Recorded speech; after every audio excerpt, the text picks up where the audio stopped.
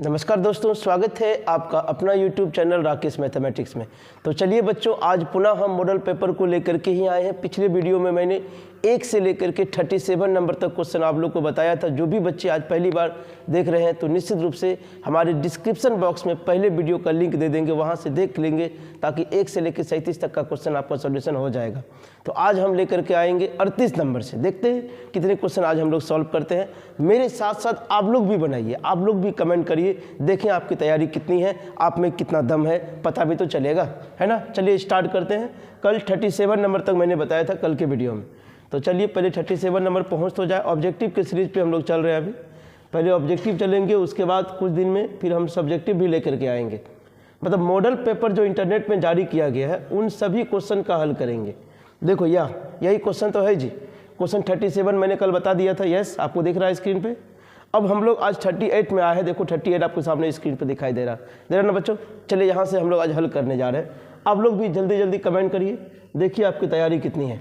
Solve करूँ क्या? आइए देखते हैं। डियर स्टूडेंट, ये हमारा tan इनवर्स वाला क्वेश्चन है। हम इसको लिख सकते हैं क्या? देखो तो tan इनवर्स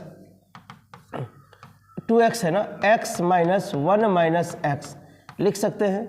अब ये देखो यहाँ पे 1 तो रहेगा, x अगर कॉमन ले लोगे तो क्या हो जाएगा 1 माइनस एक्स। हो गया क्या? तो डियर स्टूडेंट, आपको मैंने फॉर्मूला बताया था, अगर आपको याद होगा। ये x हो गया, इसको y मान लीजिए, फिर ये x हो गया, ये y हो गया।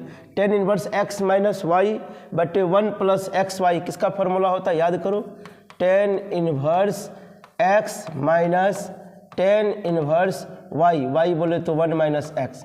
ये हो गया क्या? आपका प्रॉपर्टी लगा हुआ 0 से लेकर के 1, 0 से लेकर कितना है 1 है, इसको मान लीजिए i। समीकरण नंबर ये 1 हो गया हमारा। अब जब देखेंगे आप, अब जब PDI का यूज करेंगे, प्रॉपर्टी का जब यूज करेंगे तो क्या लिख सकते हैं? 0 से लेकर के 1। अब जब प्रॉपर्टी का यूज कर रहे हैं आप, एक मिनट बच्चों।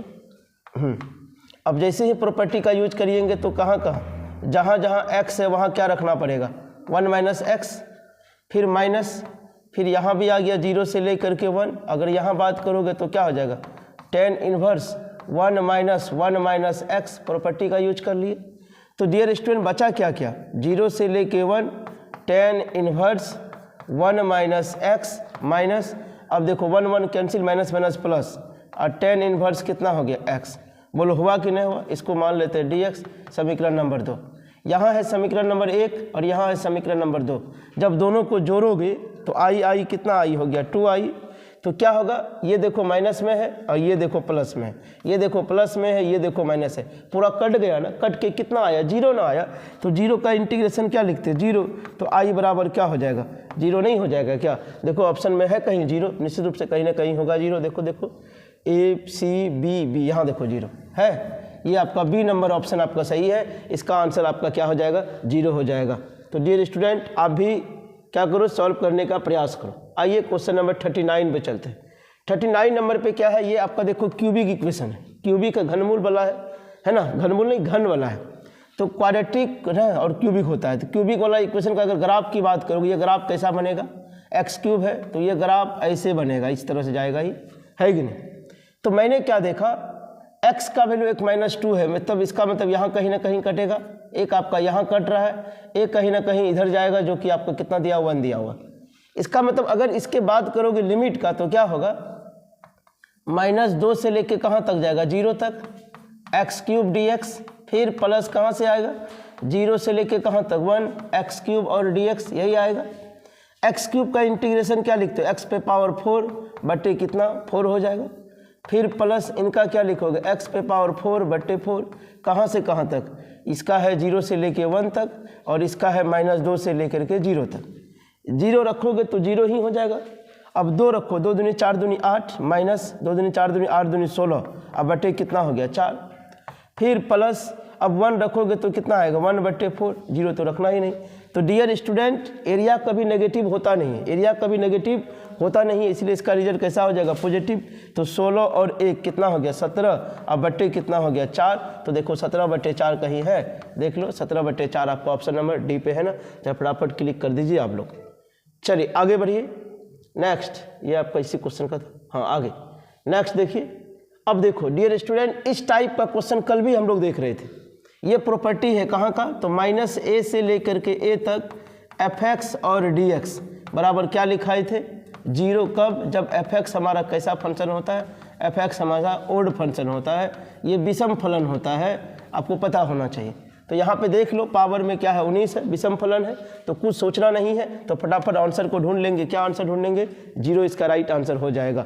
आप लोग भी कमेंट करिए, आप लोग भी बनाइए आंसर को, तब तक बनाएंगे नहीं तब तक पता नहीं चलेगा आपकी तैयारी कितनी है। अब बताइए एक महीना लगभग मात्र एग्जाम का बचा है, अब मॉडल पेपर इंटरनेट में जारी हो गया है, अब सवाल आप बना नहीं रहे हैं, कर क्या रहे हैं, समस्या तो है। इसीलिए आप लोग भी आंसर जरूर कमेंट करिए, बनाइए, बाद में फिर मैं सोल्यूशन करता हूँ, उस सोल्यूशन को देख लीजिए, समझ लीजिए, बस हो गया, कहानी इतना ही तो है, इतना तेरा मेरा साथ है क्या। और जो पढ़े लिखे बच्चे हैं, जो पढ़ रहे हैं, उसको तो क्वेश्चन आसान ही लगेगा, और जो सोच ही रहे हैं कि हम पढ़ेंगे ही नहीं, उसके लिए क्वेश्चन तो भारी लगेगा ही लगेगा, है ना। कुछ बच्चे कमेंट कर रहे हैं सर बहुत भारी क्वेश्चन, ऐसा कुछ नहीं है। अब आइए यहाँ देखो, अगली 41 में आ जाओ, ये क्वेश्चन का आंसर देख लियो ना, 0 हो गया। चलो अगली क्वेश्चन 41। अब 41 नंबर में देखो क्या है, 41 नंबर क्वेश्चन। 41 नंबर क्वेश्चन पे हम सबसे पहले क्या करते हैं, यहाँ देखो 2 से ऊपर गुना कर देते हैं, यस, अच्छा इसको पहले ऊपर कर देता हूँ। क्या कर रहे हैं हम, 2 से ऊपर गुना कर रहे हैं, 2 से नीचे भी कर रहे हैं, कट जाएगा तो कोई अंतर पड़ेगा क्या, नहीं पड़ेगा। चल आगे ध्यान दे, अब इस 2 को हम बाहर कर लेते हैं, dx बटे, अब यहाँ देखो 2x तो है, यहाँ रहने दो 2x, अंडर रूट ये 4x स्क्वायर है, इसको लिख सकते हैं 2x का होल स्क्वायर। अब माइनस कितना है, 1 हो गया।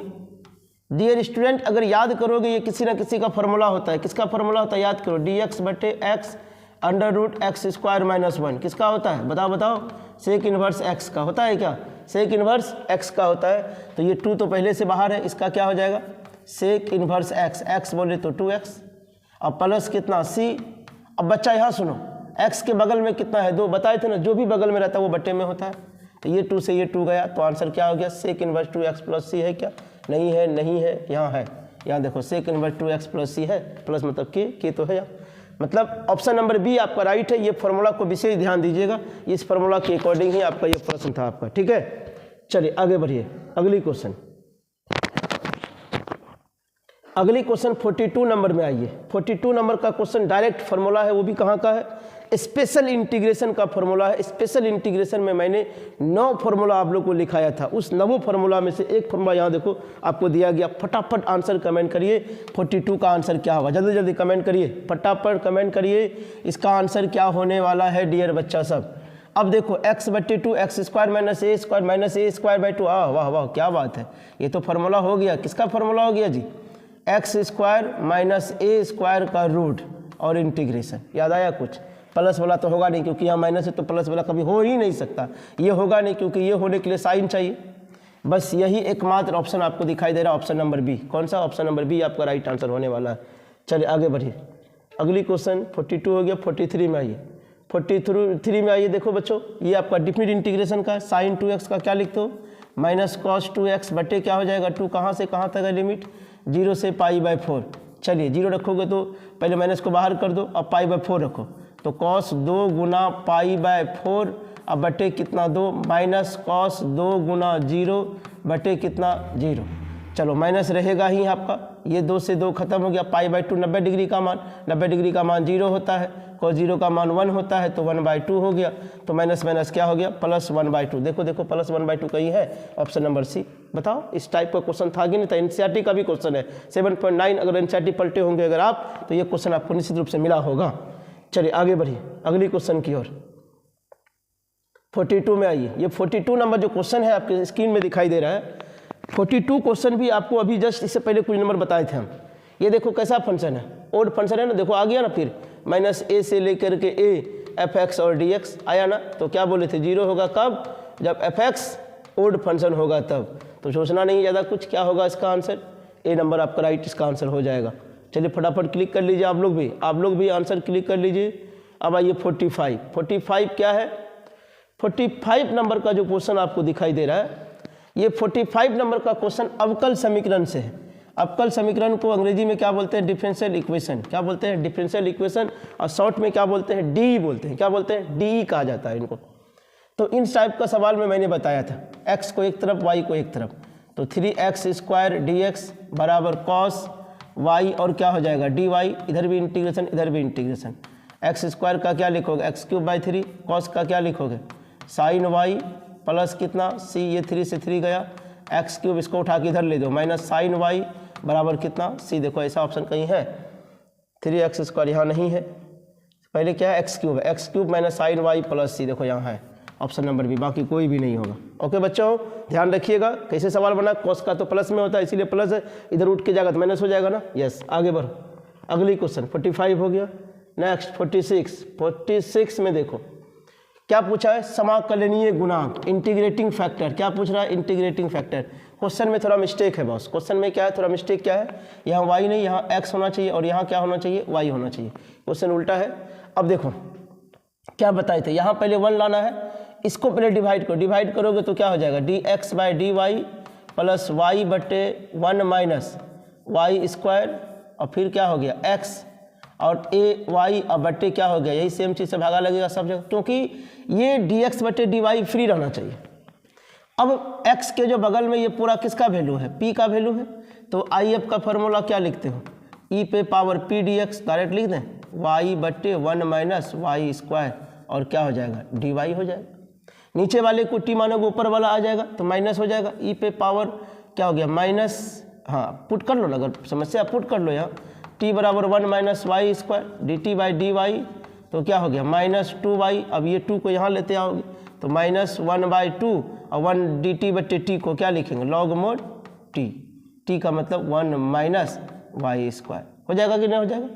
अब ये माइनस को ऊपर ले जाओगे, 1/2 को भी ऊपर ले जाओगे तो क्या हो जाएगा log mod 1 minus y square पर माइनस 1/2, ई लॉग खत्म तो क्या होगा ये नीचे आ गया, तो 1 माइनस वाई स्क्वायर पर क्या हो गया पावर 1/2, 1/2 के बदले क्या लिखते हो, 1/2 के बदले हम रूट लिखते हैं, तो ऐसा ऑप्शन ढूंढो कहाँ है, ऐसा ऑप्शन डी नंबर ऑप्शन आपका है, यहाँ देखो डी नंबर ऑप्शन, आप यहाँ भी देख सकते हो, यहाँ भी है डी नंबर ऑप्शन, देखो कहीं होगा हिंदी वाला में भी, अंग्रेजी वाला में भी, यहाँ देखो है, तो आप इसको क्लिक कर सकते हैं, ऑप्शन नंबर डी आपका। ये भी एनसीईआरटी सवाल है, ये भी एनसीईआरटी सवाल है, 9.6 एक्सरसाइज का सवाल है, अगर आप वहाँ देखे होंगे तो। चलिए ये कितना था 46, अब आइए 47।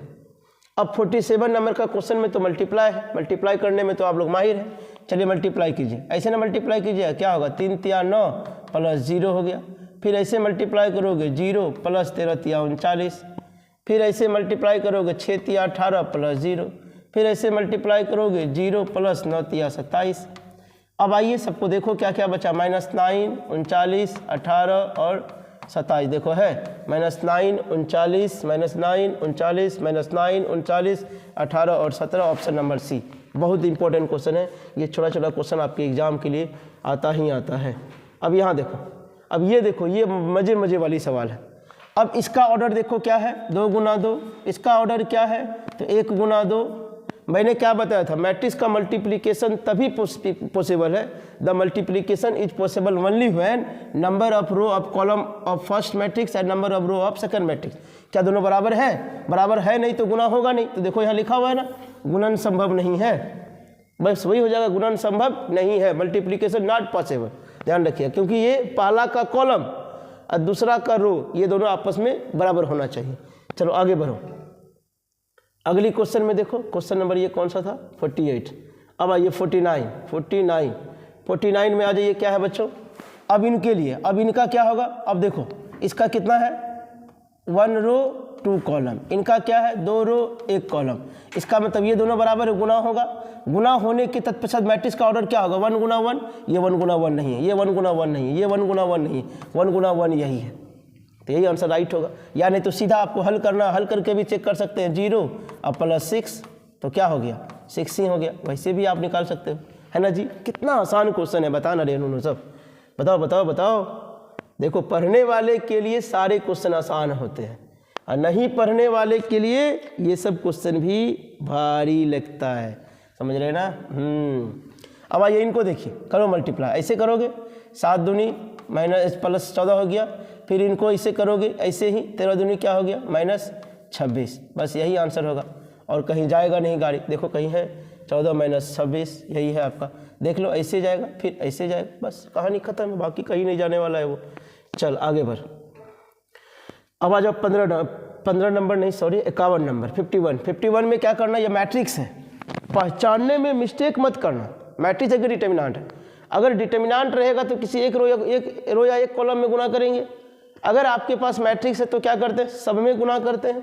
तो आइए सब में गुना करिए, क्या हो गया -6 +10 नहीं -10 और यहाँ हो गया -18। तो ऐसा ढूंढिए ऑप्शन कहाँ कहाँ है। -6 10 नहीं है, -6 10 -10 9 ये भी नहीं है, -6 10 -10 और -18 यही आपका राइट आंसर है, option number D. Option number कौन सा है, डी। ऑप्शन नंबर कौन सा है, डी। क्वेश्चन की संख्या ज़्यादा है इसीलिए थोड़ी सी स्पीड को हम बढ़ा दिए हैं बॉस। अब देखो क्या बोला है, सखंडज। सखंडज को अंग्रेजी में क्या बोलते हैं, एडजॉइंट। क्या बोलते हैं, एडजॉइंट। शॉर्ट में क्या बोलते हैं, ADJ.A। पता है इसका आसान तरीका क्या है, बहुत आसान तरीका है। ये दोनों को आपस में इंटरचेंज कर दीजिए, 4 और 7, और ये दोनों के साथ क्या लगा दीजिए, -6। इसको इंटरचेंज नहीं करना, जो मिलेगा वही आंसर हो जाएगा। आप ढूंढो, मिला नहीं, मिला नहीं, मिला, हाँ मिला। क्यों जा रहे हो बालक, ये देख लो ना ऑप्शन नंबर कौन सा होगा, सी। ध्यान रखिएगा ऑप्शन नंबर सी। 53 में आइए, 53 क्वेश्चन क्या, सारणिक। इस टाइप का क्वेश्चन मैंने क्लास में बहुत बार बताया है डियर स्टूडेंट। अब देखो एक ऑपरेशन हम करके दिखाएं, ये देखो R1 है, ये देखो R2। अब बोलोगे सर ऑपरेशन क्यों करने पड़ गया, आंसर देखने कितना बड़ा बड़ा है रे। सॉल्व करोगे तो कैलकुलेशन करने में हो सकता है मिस्टेक हो जाए, क्यों ना दिमाग लगा ले हम। अगर ये दोनों को जोड़ लो, एक R1 में ऑपरेशन कर रहे हैं, R1 + R2, जैसे ही करेंगे 6 3 कितना हो गया, 9 8 5 13, 9 0 9, और इधर वाले में 9 छेड़खानी। ज़्यादा परेशानी नहीं होगा, तुरंत आप बना सकते हो। अब देखो मैंने बताया था क्लास में, याद करो, अगर आपको याद होगा कि किसी का भी 2 रो या 2 कॉलम आपस में सेम हो जाए, आइडेंटिकल हो जाए, उस स्थिति में उसका आंसर क्या होता है, 0 होता है। तो 0 नंबर ऑप्शन देखो है डी नंबर। कौन सा ऑप्शन हो जाएगा, डी नंबर आपका राइट आंसर हो जाएगा। डी नंबर आपका राइट आंसर होगा, ध्यान रखिएगा 0। इसीलिए हमने ऑपरेशन किया। चल आगे बढ़। आप सोचोगे सर इतना भेजा कैसे लगाएंगे, भाई ये प्रैक्टिस से होगा। Practice max man perfect, you know ना। प्रैक्टिस से ये काम हो जाएगा। आप भी बार बार करोगे ना, जैसे हमको आसान लगता है उसी तरह आपको भी आसान लगने लगेगा, और आप हमसे खतरनाक शॉर्टकट ट्रिक सब आप देख सकते हैं जब आप प्रैक्टिस में रहेंगे तब। आइए अगली, क्या बोला जा रहा है, देखो अवयव का व्युत्क्रम। व्युत्क्रम को क्या बोलते हो, इन्वर्स। क्या बोलते हो, इन्वर्स। इन्वर्स बोलते हो ए इन्वर्स। ए इन्वर्स का फॉर्मूला क्या होता है, एडजॉइंट ऑफ ए बटे डिटर्मिनेंट ऑफ ए। अब देखो ध्यान से बात समझो, एडजॉइंट ऑफ इन्वर्स निकालना है तो देखो आई का कभी भी निकालोगे ना व्युत्क्रम, वो आई ही होता है। वैसे भी अगर जानना चाह रहे हो पहले एडजॉइंट निकालो। एडजॉइंट में क्या होता है, ये दोनों को आपस में इंटरचेंज कर दिए, इधर क्या लगाना माइनस, तो 0 माइनस लगाओ ना लगाओ कोई दिक्कत नहीं। अब उसके बाद डिटर्मिनेंट 1 - 0 1 ही हो जाएगा। इसका मतलब आई का जब भी इन्वर्स निकालोगे ना वो आई के बराबर ही होगा। तो आई के बराबर यहाँ है नहीं है, एक मात्र ऑप्शन है आपका डी नंबर। कौन सा, डी नंबर ही आपका एकमात्र ऑप्शन है जो आपका सही होने वाला है। चलिए, कोई दिक्कत, परेशानी, कष्ट, समस्याएं, अब देखो परेशानी, चलो अब आगे बढ़ो। एक एक फलन 1 फंक्शन याद करो, हमने क्लास में बताया है। कौन सा फंक्शन, 1 एक के साथ एक। कह रहा है कि समुच्चय ए इतना से स्वयं तक सभी एक फलन की संख्या क्या होगी, नंबर क्या होगी। डियर स्टूडेंट, इसका कई तरीका, एक तरीका तो ये है, एक फलन है तो ये ए है और ये बी है, 1 2 3 4, इधर भी 1 2 3 4। तो अब एक का किन के साथ हो सकता है, एक के साथ हो सकता है, 2 के साथ, 3 के साथ, 4 के साथ, मतलब 4 वेज है। 4 वेज तो कम से कम है। अब इनका बात करूँ तो कितना साथ हो सकता है, 3 के साथ हो सकता है, 3 वेज। इनका कितना के साथ हो सकता है, बचेगा 2, तो 2, इनका एक ही बचेगा 1 के साथ, क्योंकि एक के एक ही करना है हम लोग। इसका मतलब 4 तिया 12 और दूनी 24 गुना 1 कितना हो गया, 24। आंसर क्या है, 24 देखो है कहीं। दूसरा एक आसान तरीका कि जितना नंबर ऑफ एलिमेंट इसमें प्रेजेंट रहेगा उसका फैक्टोरियल निकाल दो। 4 एलिमेंट है, 4 का फैक्टोरियल।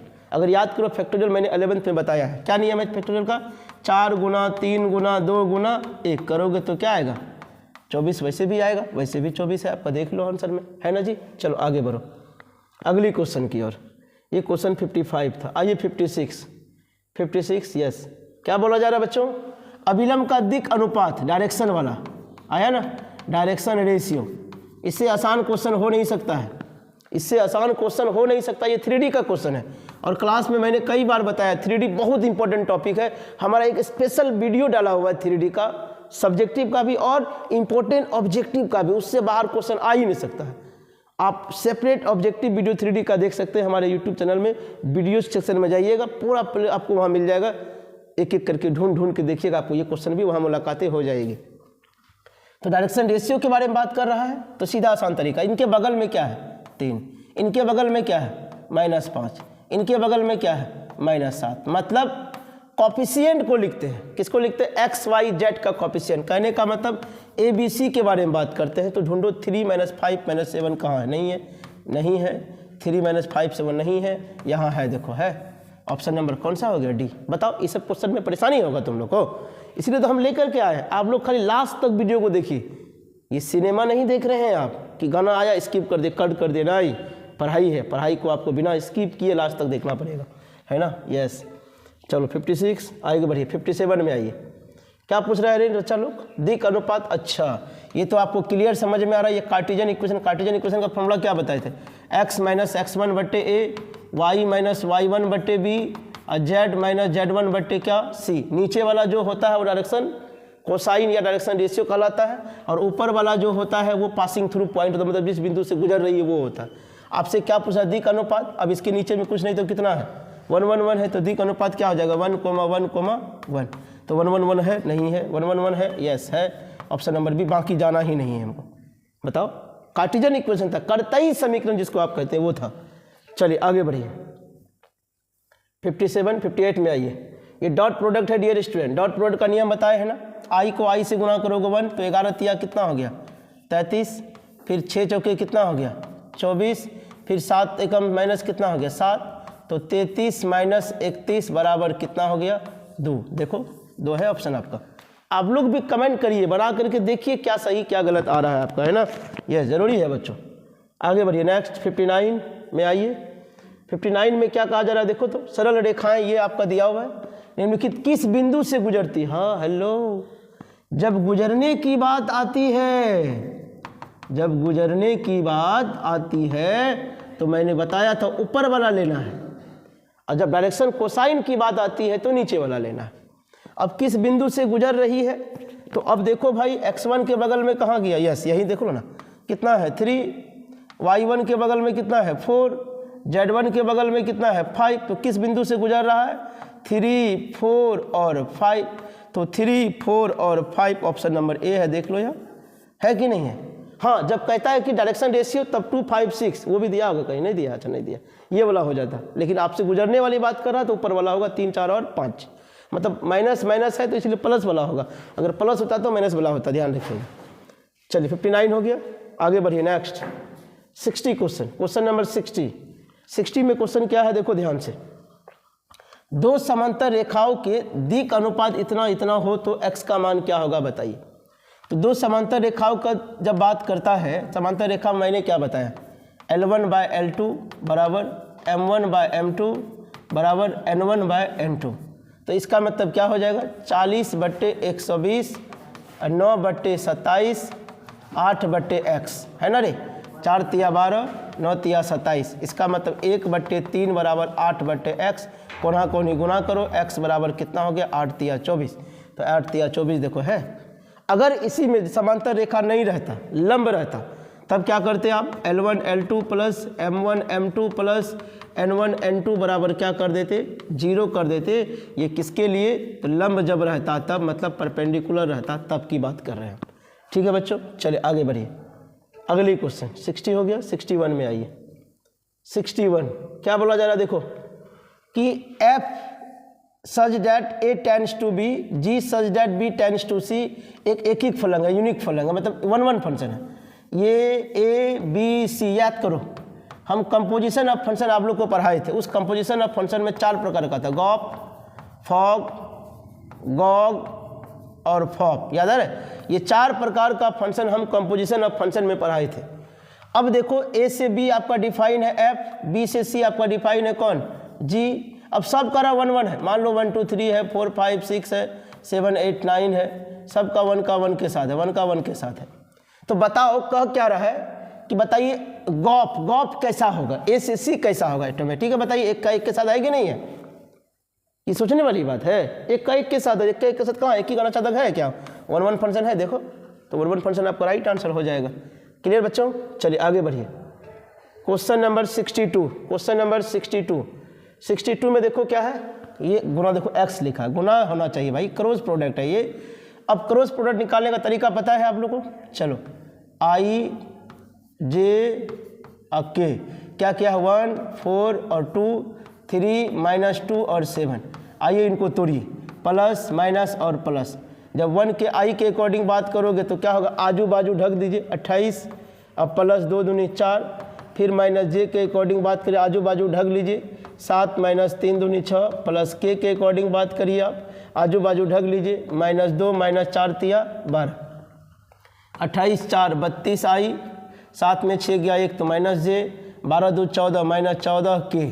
अब देखो ऐसा ऑप्शन कहीं है, 32 आई -j प्लस -14 के, 32 आई -j -14 के। देखो ऑप्शन नंबर कौन सा है, सी। आप लोग का भी सही आया होगा, निश्चित रूप से आया होगा। चलिए अगली क्वेश्चन की ओर। अगली क्वेश्चन देखो क्या है, 63 में S एक आपका सेट दिया है, F such that S tends to S है, S टेंड्स टू S है मतलब वन वन फंक्शन है। अब ये आपका दिया हुआ मतलब ये है, एगो ये है, A है B है, 1 2 3 है, इधर भी 1 2 3 है, 1 का 1 के साथ, 2 का 2 के साथ, 3 का 3 के, मतलब 1 का 1 के साथ है। बहु एक एक तो होगा नहीं, एक एक अनुच्छेदक है ना, एक एक अनुच्छेदक है, 1 1 है, देख लो आप क्लियर है, 1 का 1 के साथ, 2 का 2 के साथ, 3 का 3 के साथ, तो ये कौन सा हो जाएगा, 1 1 फंक्शन हो जाएगा। चलो आगे बढ़ो, इसी का हिंदी था नीचे। अब आइए 64 नंबर क्वेश्चन क्या है, एक एक फलन की संख्या, अभी तुरंत तो बताए थे, कितना आदमी है 3, तो 3 का फैक्टोरियल, तो 3 गुना 2 गुना 1, तो 3 दूनी 6। ऑप्शन नंबर देखो आपका सी हो जाएगा, क्लिक करो ऑप्शन नंबर सी। चलिए आगे बढ़िए, नेक्स्ट 65 में आ जाओ।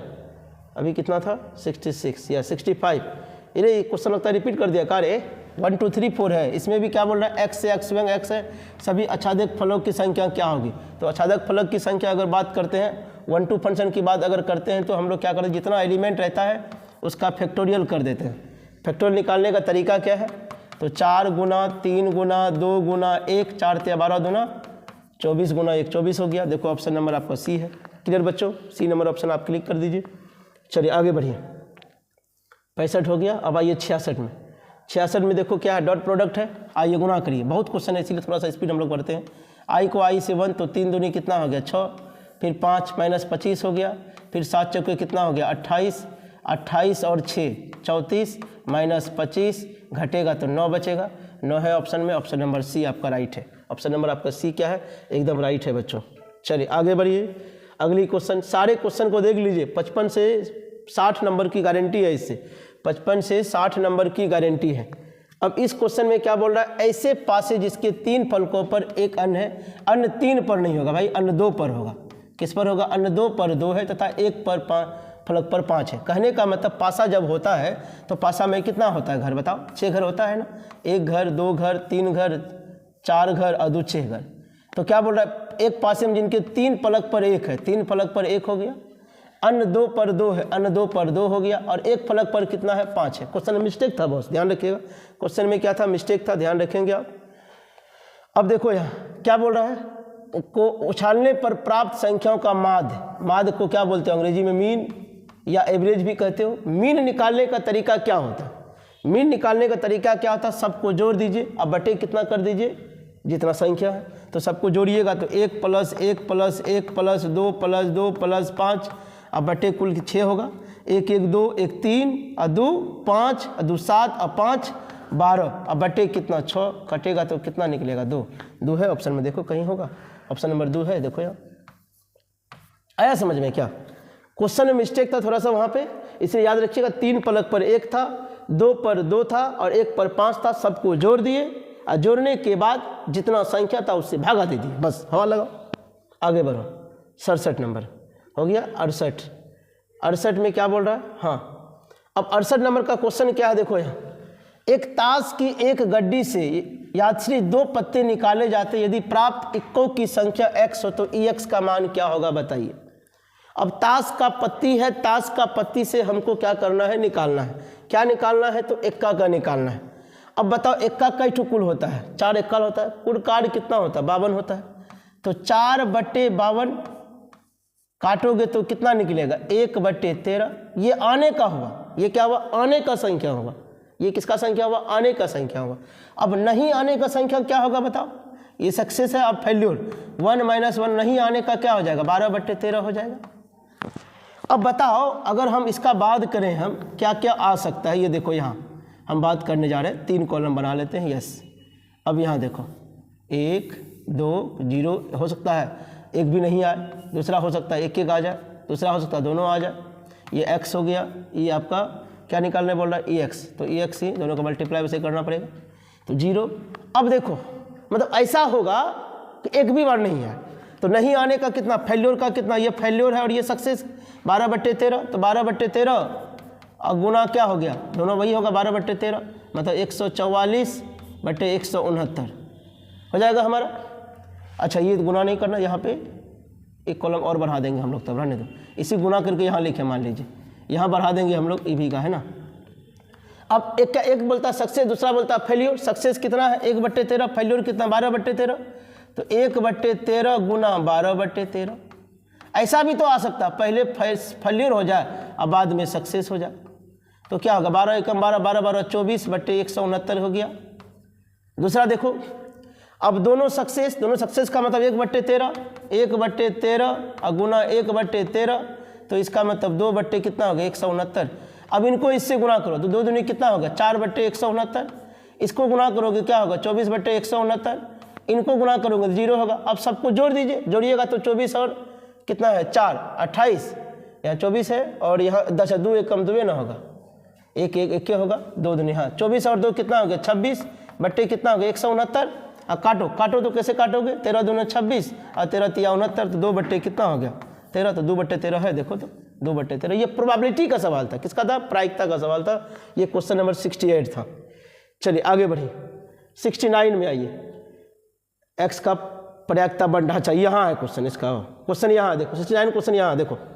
इस टाइप का क्वेश्चन बड़ा आसान है, ये प्रोबेबिलिटी का क्वेश्चन है, बहुत ही आसान है। सबको जोड़ दीजिए, आप सबको जोड़ करके बराबर 1 कर लीजिए। 0.1 प्लस सबको जोड़िए तो 1 2 3 2 5 और 1 6, 6 के बराबर कितना 1, तो 6 के बराबर कितना होगा 1 - 0.1, तो 6 के बराबर 0.9 और के बराबर क्या हो गया 0.9/6, उड़ा दीजिए इसको, कितना हो जाएगा 0।